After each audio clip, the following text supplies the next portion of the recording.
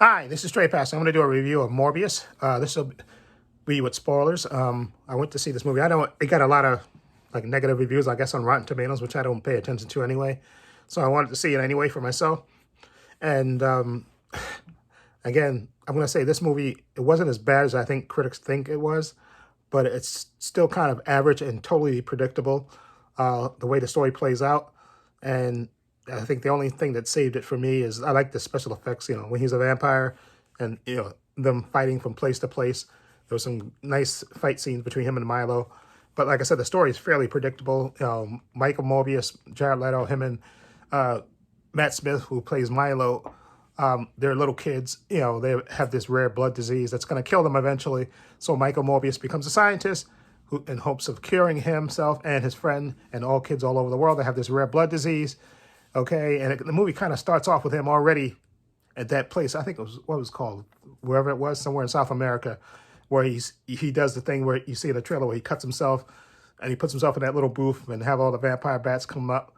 And then, of course, he starts to get better immediately. And then he still starts to experiment and stuff. The movie kind of bounces from thing to thing. But like I said, when I say it's predictable, you know that Matt Smith is going to be an antagonist. Even though they're friends, childhood friends, that once Michael Morbius becomes a vampire from this cure that he doesn't really, that has these side effects that he doesn't want, that he's a living vampire, that Matt Smith, who plays Milo, is going to want that cure. He doesn't have the ethical concerns that Jared Leto's Michael Morbius has. He just wants the cure, and he steals it basically and uses it on himself, and of course goes around killing people left and right. And Michael Morbius has to stop him. Like I said, that's fairly predictable when you see this.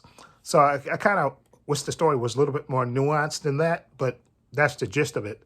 Okay, and you have Tyrese Gibson. He plays a federal agent who has to investigate because when Michael Morbius is experimenting on a ship and out in the middle of Long Island, off the coast of Long Island, and he actually, he's experimenting on animals, and then when he sees it successful, he starts experimenting on himself, and he takes it, and that's when he first turns into a vampire, and he basically kills everybody on the ship except his love interest, who gets knocked out, and he kills everybody else on the ship, and that's what brings Tyrese Gibson's character into the story to find out who killed these people.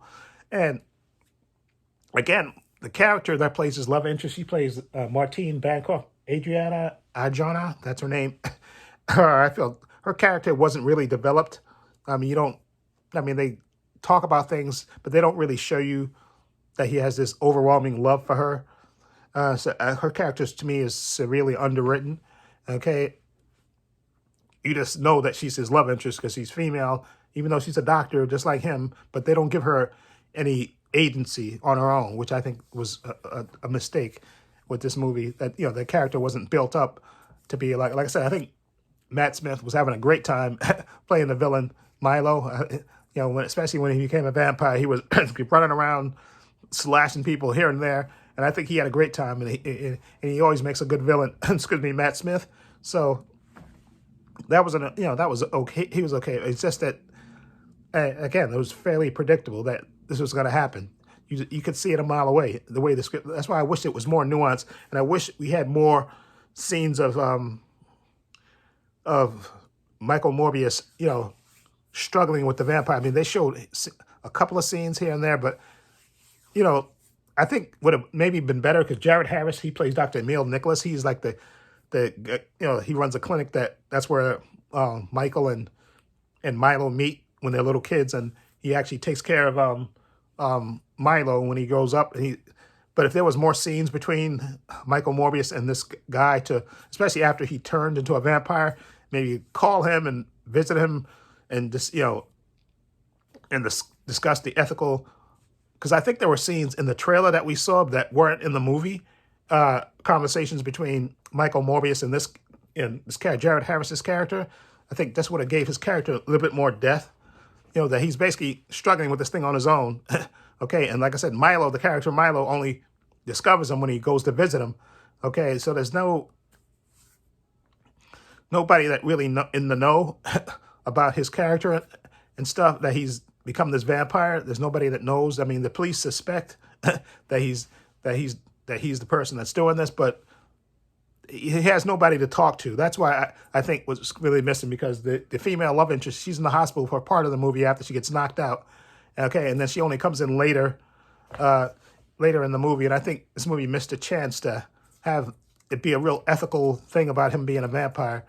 Because, it's always, when it's really good, when they have, vampires that, they know they want to be vampire. They don't want to be vampires, but they kind of have to be because of their condition.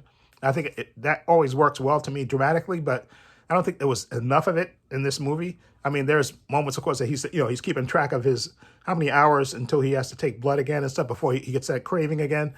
But just it could have been so much better. I think with a better script.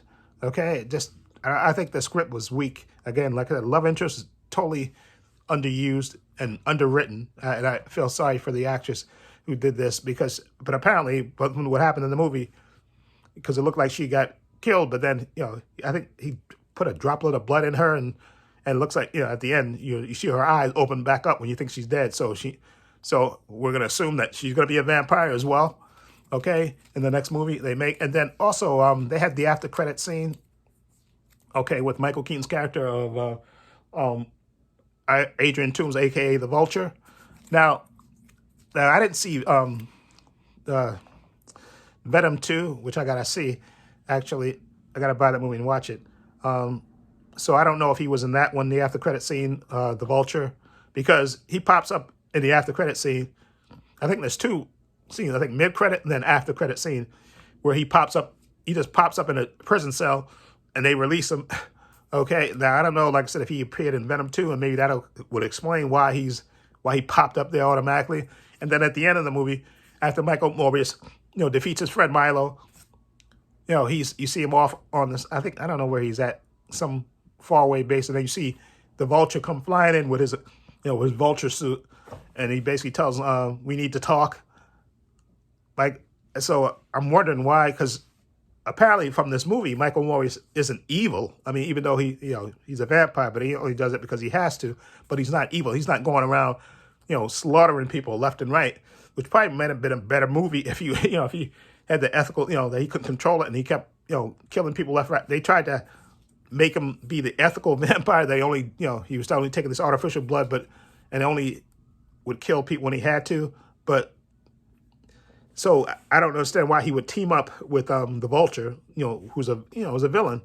Why would he team up with him? But maybe, like I said, maybe in Venom 2 there's an after credit scene that explains it, or maybe in the comic books they do team up, the Vulture and Morbius, that I don't know about, and maybe somebody can explain that to me in down below in the comment section, because I don't understand why he would team up. Because I was thinking they already did I don't think Michael Morbius was ever part of the Sinister Six, so I'm just wondering why he would team up with the Vulture. I mean, they make it seem like he's going after Spider-Man, even though it looked like he sort of, like I said, at the end of the second Spider-Man movie, like he protected Spider-Man's identity. But then again, everybody knows who's Spider-Man now, they did, but I guess not anymore after the events of the last Spider-Man movie. But it still doesn't make no sense why Morbius would team up with the Vulture. Okay, I think they really need to make that Blade movie, and then that way I think Michael Morbius would be better in that world, and they could maybe better have him, trying to look for a cure, maybe exactly that he can't contain himself. And you could have that conflict between him and Blade. I would love to see a Blade versus Morbius movie. That would be freaking awesome.